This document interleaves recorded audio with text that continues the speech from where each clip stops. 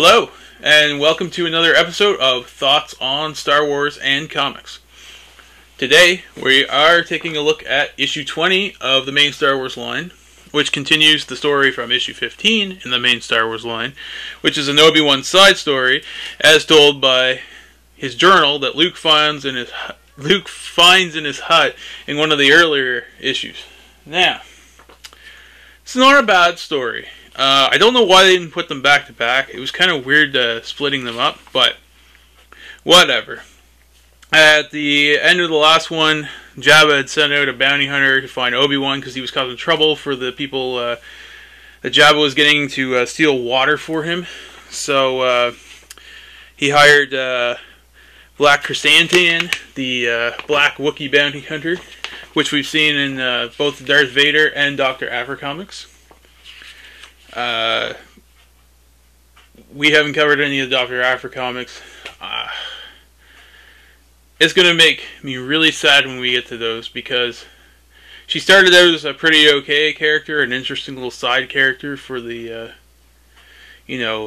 continuity in between episode 4 and 5, and she turned into something super weird.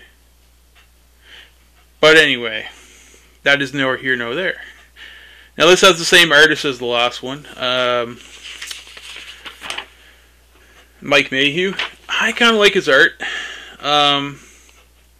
even though he doesn't quite get the faces right. He's trying to do this, young Luke, young Owen, in between Obi-Wan. It's very well done art, but I think he misses the mark on the design, unfortunately. Anyway, let's just get this over with.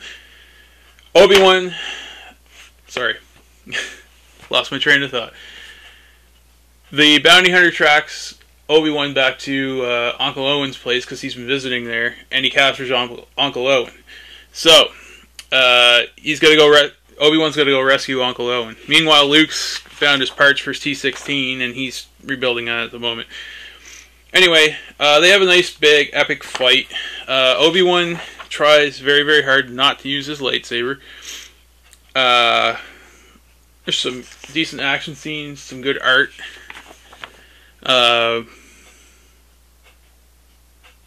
Cool uses of the Force. I don't really want to ruin this one for you. It's actually a pretty good read. I'm not sure if they collected this into a single book when they made the trades or not, but if that's the case, then definitely pick it up. It's definitely worth a read. It's a fun little Star Wars story. Anyway, they explain. So this bounty hunter's always had a scar over one of his eyes, and this explains how he gets a scar.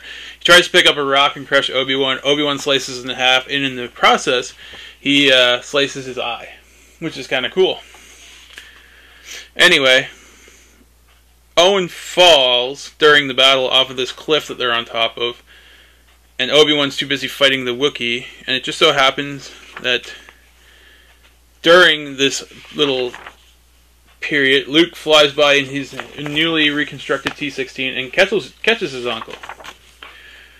And this sort of maintains the continuity where Luke doesn't really meet Obi-Wan at all. He just sort of, he's off in the distance or whatever. And Owen sort of starts to trust Obi-Wan a little bit more, but not really. He was very, hesitant to even let him talk to Luke in the last issue, which is well within continuity. It's a good little thing. And of course, shows Luke flying off into the sunset. It was a nice little story. I have nothing really bad to say about it. The art was pretty good, even though they didn't really quite look like the characters. And he was doing a very realistic art style, so it was kind of hard to get around the fact that they didn't really look like the characters, if you know what I mean.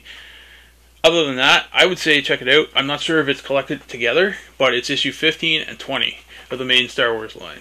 Those are the ones you want to read. Next episode, we're going to go into a new story arc with the main Star Wars line, and it's one that I actually really enjoy. So I'm looking forward to that. Until then, I will see you next time.